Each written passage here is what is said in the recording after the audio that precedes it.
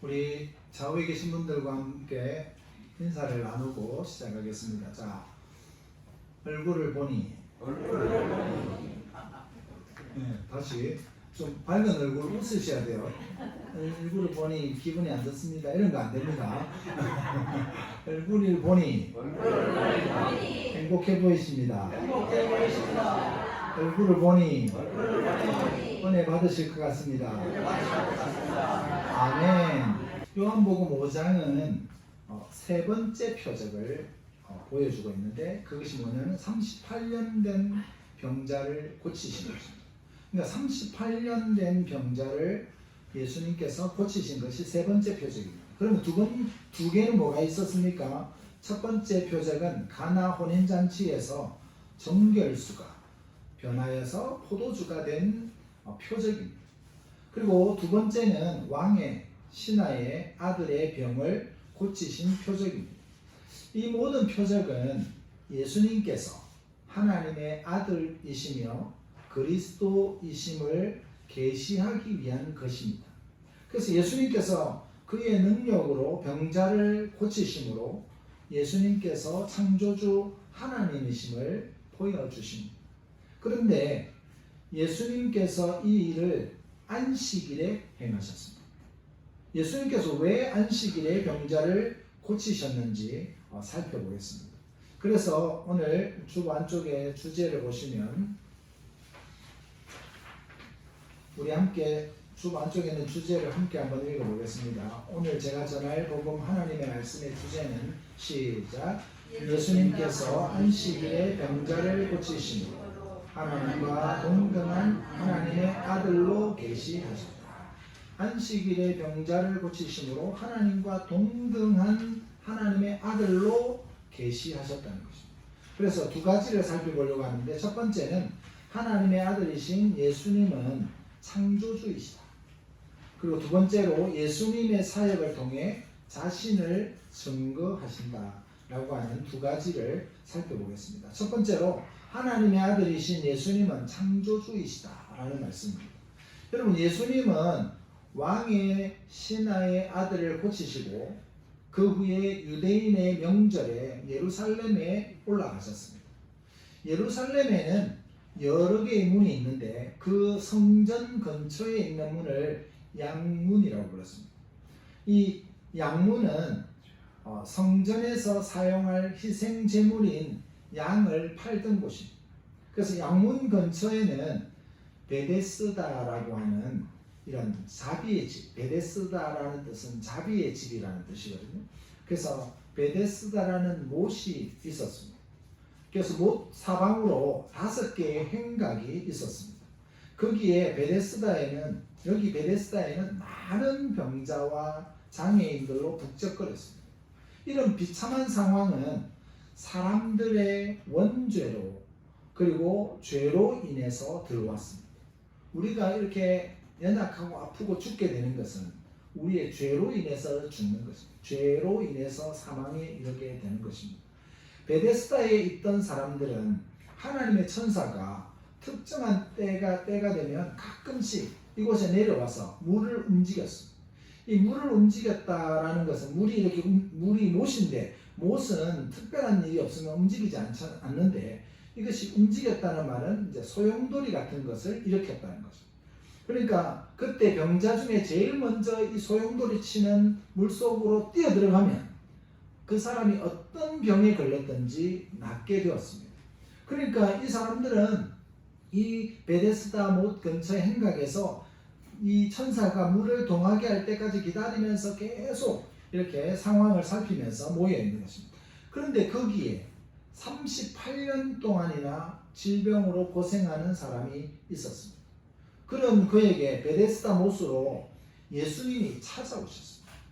예수님은 그의 비참함을 불쌍히 여기셨습니다. 그리고 물어보셨습니다. 내가 낫고자 하느냐? 여러분, 38년 된 병자에게 이런 질문은 좀 이상해 보이지 않습니까? 당연히 낫고 싶을 텐데 왜 물어보실까? 그러나 이 질문은 중요합니다. 답을 요청하는 질문입니다. 권능과 약속으로 가득 차 있는 직문입니다. 하나님의 은사들은 하나님께 구하는 자들에게만 주십니다. 하나님의 은사는 하나님께 구하는 자들에게만 주신다. 하나님께서는 원하지 않는 사람에게는 이 은혜를 주시지 않습니다. 구하지 않는 사람은, 하나님께 구하고 기도하지 않는 사람은 난 이걸 원하지 않습니다 라고 하는 증명을 하는 것입니다. 그래서 우리 하이델베르그 교리문답을 주보에 계속 실어주고 있는데 좀 땡겨서 주보에 보시면 45주일을 제가 주보에 실어놨거든요. 116문 우리 함께 한번 읽어보겠습니다. 하이델베르그 교리문답 제45주일 116문에 우리 함께 읽어보겠습니다. 제목부터 그리스도인에게 왜 기도가 필요합니까? 답을 해봅시다. 시작. 기도는 하나님께서 우리에게 요구하시는 감사의 가장 중요한 부분이며 또한 하나님께서는 그의 은혜와 성령을 오직 탄식하는 마음으로 쉬지 않고 구하고 그것에 대해 감사하는 사람에게만 주시기 때문입니다. 그리고 우리가 기도해야 되는 이유가 뭡니까? 기도를 안 하면 못 받는다는 거예요. 하나님께 구하지 않으면 아무것도 못 받는다는 거예요. 그래서 우리는 하나님 아버지 우리의 삶을 지켜주시고 우리를 축복해 주시고 그리고 우리의 모든 죄도 용서해 주시고 우리의 자녀들 잘 되게 해주시고 예수 잘 믿다가 천국 가게 해주십시오. 예수님의 이름으로 기도합니다. 아멘. 이렇게 계속 구해야 되는 것입니다. 구하지 않는 것은 받을 수가 없기 때문에 그렇습니다. 오늘 여러분에게도 이 질문을 해보겠습니다. 여러분은 하나님의 자비하심을 원하십니까? 여러분은 새로운 은혜에 참여하기를 원하십니까? 아직 이해를 못한 분들이 있어서 지금 아멘이 좀 작습니다만은 강요하는 건 아닌데 그 내용을 잘 들으셔야 돼요. 죄가 낳은 모든 비참함으로부터 치유받고 싶으십니까? 모든 죄로 인해서 비참해져 있는 우리가 치유받기를 원해야 되는 거죠. 모두 다 아멘. 하나님께 다 구해서 하나님께 다 받고 싶습니다. 이런 마음으로 간절한 마음과 믿음을 가지고 쉬지 않고 구해야 하나님께서 주신다라고 약속하고 있습니다. 그래서 병자는 예수님의 능력을 모르고 이렇게 대답합니다. 7절 말씀 우리 함께 한번 읽어보겠습니다. 시작. 병자가 대답하되 주여 물이 움직일 때에 나를 못에 넣어주는 사람이 없어 내가 가는 동안에 다른 사람이 먼저 가나이다. 내려가나이다. 이렇게 하죠. 여러분 보십시오.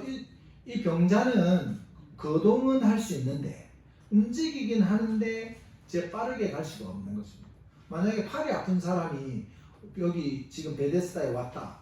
그럼 다리는 멀쩡하잖아요. 그럼 물이 동하면 누가 제일 빨리 달려가겠습니까? 다리가 멀쩡한 사람이 막 순식간에 달려가서 빠지면 그 사람이 팔을 낫게 되는 거죠. 그러니까 중병에 있는 사람은 낫기가 어려운 구조이긴 합니다. 그리고 또 누가 가족이라도 옆에 있다가 물이 있으면 빨리 그 사람을 밀어 넣어줘가지고 이 사람을 낫게 하면 되는데 또 그것도 지금 여의치가 않는 상황에 있는 거죠. 그 사람은 참으로 불쌍한 사람입니다. 홀로 힘들게 살았습니다. 못속으로 밀어 넣어줄 가족이나 친구도 없었습니다. 그가 예수님을 만나지 못했다면 10중 8구 포기했을 것입니다. 우리는 이 사람의 주변 사람들을 보면서 정죄하기 전에 나 자신을 돌아봐야 해요. 우리는 외롭게 사는 이웃들을 얼마나 자주 돌아보고 위로해 주는가? 우리 교회 성도들을 우리가 얼마나 사랑으로 대하고 있는가? 우리는 할 수 있는 대로 그들의 손과 발이 되어야 합니다. 그리고 38년 된 병자의 관심은 물에 넣어줄 사람, 자기를 물속에 넣어줄 사람을 위에 없어서 낫지 못한다고 생각을 했는데 예수님의 말씀을 들으면서 그는 자신을 물에 넣어주는 일을 도와줄 사람이라고. 예수님이 누군지 모르지만 이분이 나에게 묻는 거 보니까 나를 물속에 넣어주려고 하는구나, 이 정도로 생각을 했습니다. 근데 예수님은 이 사람을 도와주셨습니다. 하지만 이 사람의 생각과 기대와는 전혀 다른 방식으로 도와주셨습니다. 참 이게 하나님의 은혜입니다. 우리는 하나님 이것만 좀 해주시면 좋겠습니다 이렇게 기도하는데 하나님은 그것보다 더 많은 것을 우리가 기도한 것보다 더 좋은 것으로 채워주시는 분이 하나님이신 줄로 믿으시기 바랍니다. 그래서 예수님께서는 이 사람은 나를 물이 동할 때 좀 물속에 넣어주십시오 이 정도로 기대를 하고 있었는데 예수님은 뭐라고 말씀하셨습니까? 주 예수 그리스도께서는 능력의 말씀을 하셨습니다. 8절 말씀에 보면 일어나 내 자리를 들고 걸어가라. 예수님의 말씀이 이 사람이 38년 동안 지금 베데스다 못에서 생활하면서 비참하게 살았던 이 사람이 즉각적으로 치료를 받았습니다. 그리고 예수님은 여러분 여기서 우리가 볼 수 있는 것은 예수님은 말씀으로 천지를 창조하신 하나님이시라는 거예요. 말씀으로 천지를 창조하셨습니다. 하나님께서 말씀을 외칠 때 38년 된 병자는 치료되어서 건강하게 되었습니다. 그는 누워있던 자리를 집어들고서 그리고 걷기 시작했습니다. 여러분 38년 된 병자를 고치신 예수님은 말씀으로 세상을 창조하신 창조주 하나님이십니다. 하나님의 아들의 신적인 능력을 보여주셨고 이 신적인 능력은 하나님의 사역이라는 것을 보여주셨습니다. 두 번째로 예수님의 사역을 통해 자신을 증거하십니다. 예수님은 하시는 모든 일이 자신을 드러내기 위해서 하시는 겁니다. 여러분 38년 된 병자가 치료받은 것은 이것을 넘어서 문제가 남아 있습니다. 9절에 보니까 9절 말씀 우리 함께 읽어보겠습니다. 시작. 그 사람이 곧 나아서 자리를 들고 걸어가니라. 이 날은 안식일이니. 문제가 있는데 이 날이 무슨 날입니까? 안식일이라 하필. 38년 동안 알았던 이 사람이 그리스도의 능력으로 치료되는 선물을 받아서 즐거워하는 동안 이 사람을 지켜보고 있던 유대인들이 뭐라고 말하느냐? 안식일인데 내가 자리를 들고 가는 것이 옳지 아니하니라 이렇게 말하는 거죠. 10절 말씀에 그때 38년 된 병자는 11절 말씀에 나를 낫게 한 그가 자리를 들고 걸어가라 하더라 이렇게 말했습니다. 여러분 주 예수 그리스도께서는 38년 동안이나 알아 누워 있었던 이 사람이 손에 자리를 들고 예루살렘 거리를 활보하기를 원하셨습니다. 이 사람을 통하여 하나님은 얼마나 자비로우신 분이고 능력이 많으신가를 가시적으로 보여주면서 우리가 그 하나님을 붙들고 살아야 된다는 것을 38년 동안이나 고생한 이 사람에게 그리고 이 사람을 지켜보는 사람들에게 알려주고 싶으셨어요. 그래서 고통과 죽음을 예수님께서 이기셨고 승리의 표적을 보여주기를 원하셨습니다. 그러나 유대 지도자들은 이 사람의 치료가 중요하지 않습니다. 이 사람이 38년 동안 병자로 있었느냐 안 있었느냐는 아무 관심도 없고 뭐라고 이야기합니까? 안식일인데 왜 내 자리를 들고 가느냐? 그 사람은 38년이나 고생을 했어요. 여러분들이 38년 동안 아프다가 나왔는데 그게 주일이든 아니든 그게 무슨 상관이 있습니까? 하나님이 낫게 하셨으면 주일날 자리를 들고 걸어갈 수 있는 겁니다. 근데 이 사람들은 뭐가 문제였습니까? 율법이 문제인 거죠. 사람의 긍휼한 마음이 없었습니다. 그래서 너에게 자리를 들고 걸어가라 한 사람이 누구냐? 이렇게 물었습니다. 그때 유대 지도자들은 최소한 긍휼의 마음은 하나도 없었습니다. 38년이나 병으로 고생하던 사람이 아니라 안식일을 어긴 사람이다. 안식일을 어긴 사람이니까 정죄받아야 된다. 이렇게 말하고 있는 것입니다. 여러분 38년 된 병자는 자신을 고쳐준 분이 누구인지 몰랐습니다. 사람이 많아서 예수님이 바로 자리를 피하셨습니다. 예수님은 사람들이 보고 표적과 기사를 행하는 분 정도로 생각하기를 원하지 않았습니다. 예수님은 표적과 기사를 행하실 수 있는 능력이 있습니다. 그러나 그 능력을 왜 행하시고 계십니까? 내가 누구인가? 예수님이 누구이신가를 사람들에게 보여주기 위해서 기적과 표적을 행하시는 것입니다. 그런데 사람들이 표적과 기적만 보고 기사만 보고 예수님을 따르면 안 된다는 것입니다. 그래서 예수님은 14절에서 다시 그 사람을 성전에서 만나셨습니다. 그리고 이 사람에게 보라, 내가 나았으니 더 심한 것이 생기지 않게 다시는 죄를 범하지 말라고 신적인 권위로, 하나님의 권위로 요청을 하셨습니다. 여러분, 38년 된 병자는 이전에는 아프고 병들고 한 사람들은 성전에 들어갈 수가 없었습니다. 하나님을 만나러 갈 수가 없었습니다. 그러나 오늘날은 누구나 올 수 있습니다. 오늘날은 어떤 모습에도 올 수 있습니다. 그래서 저는 꿈꾸는 것이 우리가 언젠가는 이제 주변 분들 연로하신데 제일 많이 교회 오고 싶을 때 걱정하는 게 뭡니까? 내가 다리가 불편한데 교회 왔을 때 사람들에게 피해를 주지 않을까? 이게 제일 어른들의 마음에 불편함이 있는 거예요. 그 우리가 이제 언젠가는 우리가 이 1층을 그냥 휠체어가 바로 들어올 수 있는 1층으로 만들어야 되는 거죠. 그리고 누구나 식당까지 어디든 아무렇게나 휠체어를 타고 엘리베이터를 타고 다니면서 예배드리고 교회 와서는 불편함이 하나도 없게 해드려야 되는 거예요. 우리 그런 꿈을 가지셔야 돼요. 여러분들도 연로해지면 이제 엘리베이터도 타야 되고, 그리고 휠체어를 타더라도 교회만 가면 휠체어를 탁 밀어주고 성도들이 서로 도와주니까 나는 교회 가고 싶어, 이런 마음이 생기는 교회가 돼야 되는 거예요. 그런 교회를 꿈꾸셔야 돼요. 우리가 언젠가는 그렇게 해야 되지 않겠습니까? 그래서 이제 누구나 오더라도 휠체어도 여러 개만 비치해놓고 있다가 누가 오더라도 좋습니다. 그래서 하나님께서 이런 은혜를 우리에게 주실 때 예배당에 나오고 싶은 사람들이 다른 장애 때문에, 다른 불편함 때문에 못 나와서는 안 되는 것입니다. 그러나 지금 이 38년 된 병자도 이전에는 성전에 갈 수 없었지만 이제 치료되고 회복되어져서 성전에 갔습니다. 시편 42편 1절 2절 말씀 우리 함께 읽어보겠습니다. 시작. 하나님이여 사슴이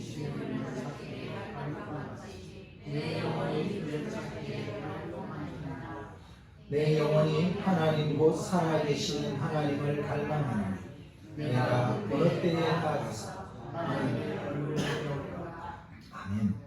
여러분, 이 사람은 이제 하나님의 얼굴을 뵈러 성전에 올라갈 수 있게 되었습니다.